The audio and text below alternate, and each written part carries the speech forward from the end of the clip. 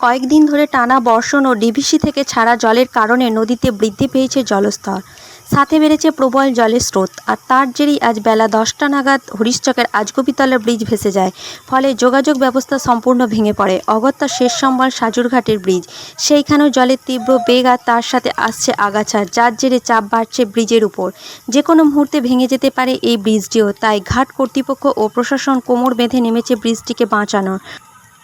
প্রবল জলস্রোতের হাত থেকে কিভাবে ব্রিজটিকে রক্ষা করা যায় সেটাই এখন দেখার। Bureau report, Khanakul Times.